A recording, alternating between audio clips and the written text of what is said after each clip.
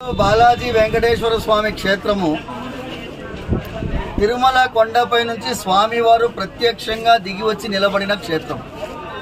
ఇక్కడ ప్రాధాన్యత వెంకటేశ్వర స్వామికి.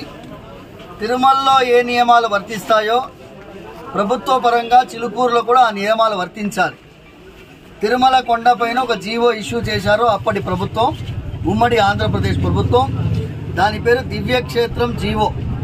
అంటే ఈ 2 కిలోమీటర్ రేడియస్లో కొత్తగా ఏ మత సంస్థ నిర్మాణం జరగడానికి వీల్లేదు. ఆ జీవోని ఇక్కడ అమలు పరచాలని కలెక్టరేట్ని కూడా నేను ప్రార్థిస్తున్నాను. పోలీస్ యంత్రాంగం సహకరిస్తున్నది.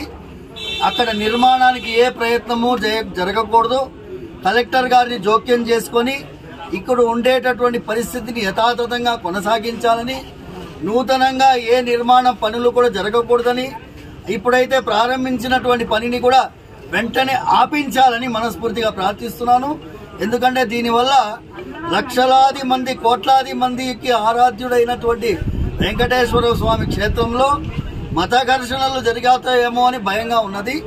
ఎందుకంటే యాంటీ సోషల్ ఎలిమెంట్స్ అంటే దీన్ని ఆసరాగా చేసుకొని ఒక మంచి సామరస్యమైన వాతావరణాన్ని పోగొట్టే ప్రయత్నం కొంతమంది జరిపే అవకాశం ఉంది. కాబట్టి ప్రభుత్వం చొరవ తీసుకోవాలని మనస్ఫూర్తిగా ప్రార్థిస్తూ, ఏ పరిస్థితి కూడా తలపెట్టకుండా, ఎమర్జెన్సీ సిచ్యువేషన్ క్రియేట్ కాకుండా అందరూ జాగ్రత్త పడాలని, అందరినీ సామరస్యంగా ఉండాలని ప్రార్థిస్తూ, మా సోదరులకు కూడా నేను చెప్తున్నాను, ఈ క్షేత్రాన్ని తిరుమల క్షేత్రంకు సమానమైనటువంటి చిలుకూరు బాలాజీ క్షేత్రం. ఇక్కడ మేమందరం కూడా మత సామరస్యానికి ప్రతీకగా ఉండేటటువంటి ఈ క్షేత్రం, దీన్ని ఇలాగే కొనసాగించేటట్టుగా తోడ్పడాలని మా ముస్లిం సోదరుని కూడా మేము ప్రార్థిస్తున్నాం.